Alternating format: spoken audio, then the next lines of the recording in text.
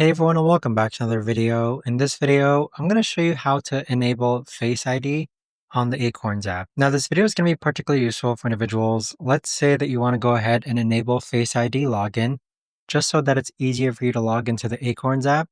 How do you actually go ahead about doing so? Now this video is going to be short, sweet, and simple guys. There's not going to be a lot of steps involved. So first let's log on to the Acorns app.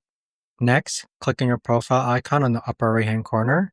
Then from here, click on Settings. Now on this page here, you could actually scroll down and underneath Login and Security, you're going to be able to see a toggle button for Enable Face ID. And so with it, you could actually toggle this on or off in order to enable Face ID on the Acorns app. But there you have it guys, that right there is the best and easiest way that I know of to actually go ahead and enable Face ID on the Acorns app.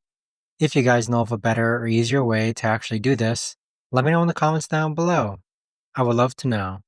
Thanks so much for watching everyone, and I'll see you guys all in the next video.